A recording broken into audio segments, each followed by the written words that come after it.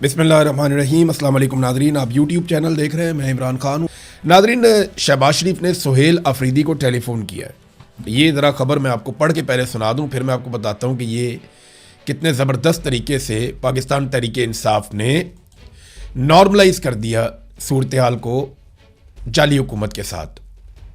वज़ीर-ए-आज़म का वज़ीर-ए-आला खैबर पख्तूनख्वा से रब्ता, दहशतगर्दी के ख़िलाफ़ हर मुमकिन ताउन फ़राहम करने की यकीन दहानी करवाई गई।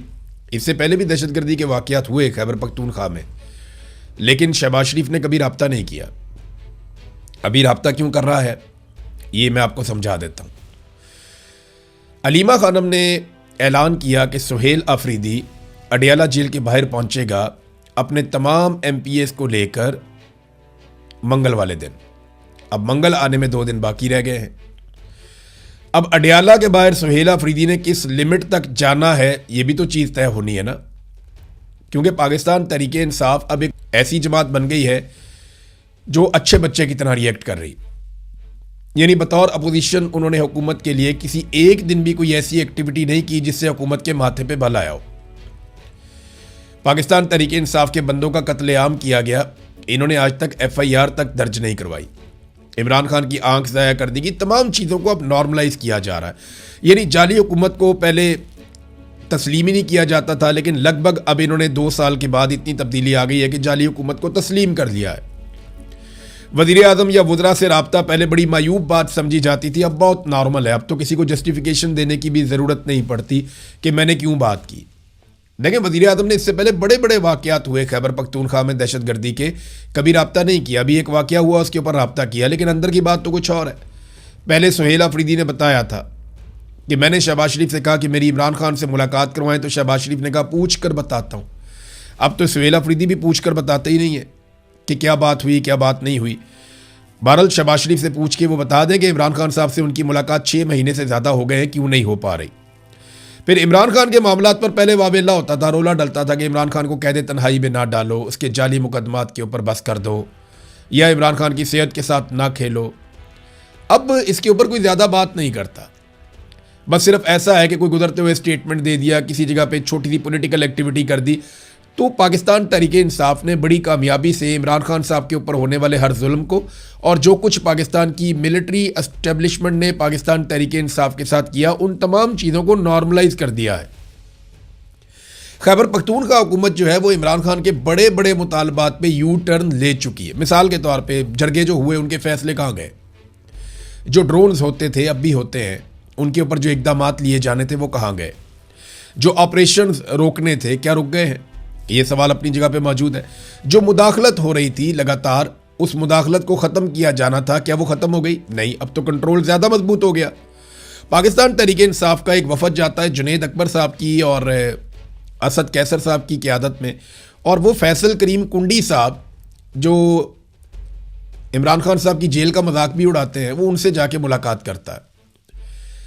देखिए, अगर सूबाई हुकूमत मिलती है और सूबे के मामलात को तय करती है या डिस्कस करती है फैसल करीम कुंडी से, जो गवर्नर है खैबर पख्तूनख्वा का, तो फिर तो बात समझ आती है।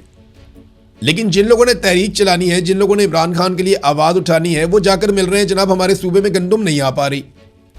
ये तो बात वज़ीर-ए-आला खैबर पख्तूनख्वा ने वज़ीर-ए-आला पंजाब से या शहबाज शरीफ से करनी है, या गवर्नर को करनी है तो गवर्नर जाके वफाक को बताएगा, सदर को बताएगा।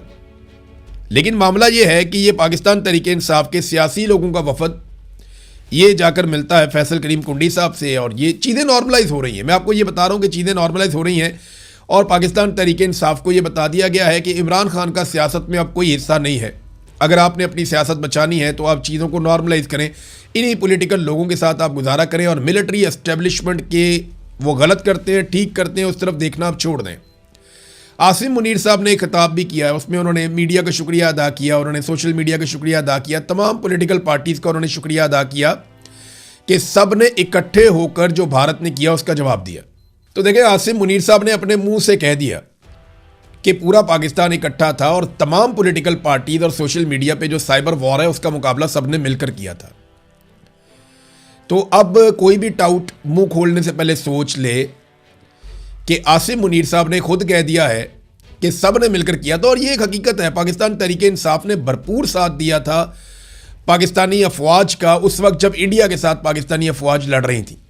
गो कि उसके बाद मिलिट्री एस्टेब्लिशमेंट ने तहरीक इंसाफ के ख़िलाफ़ अपनी तलवार मज़ीद तेज़ कर ली, अपना टोका और तेज़ करके उन पर फेर दिया, उनको मज़ीद तबाह बर्बाद किया, इमरान खान साहब के ऊपर ज़्यादा सख्तियाँ की, आइनी तरमीम के ज़रिए से फील्ड मार्शल बन गए, इस्तिस्ना ले लिया, 5 साल की एक्सटेंशन भी ले ली। ये सारे फ़ायदे तो पाकिस्तान की मिलिट्री एस्टेब्लिशमेंट ने ख़ास तौर पे आसिम मुनीर साहब ने उठाए। लेकिन तहरीक इंसाफ को सिला ये मिला पाकिस्तान के साथ पूरी ताकत से खड़े होने का कि हालांकि इतने शिकवे इतने गिले थे उनके, फिर भी वो पूरी ताकत से खड़े हुए। ये उनका बड़ापन है, लेकिन इसके बावजूद उन्हें बाद में मज़ीद बुरे तरीके से कुचल दिया गया। ये किया गया। नाज़रीन, मैंने कुछ अर्सा पहले खबर आपको दी थी कि एक शख्सियत के लिए मोहसिन पाकिस्तान मरहूम अब्दुल कदीर खान साहब का जो घर है जो इस्लामाबाद में मौजूद है उसको तैयार किया जा रहा है। मैंने आपको ये खबर दी थी आज से कुछ अर्सा पहले।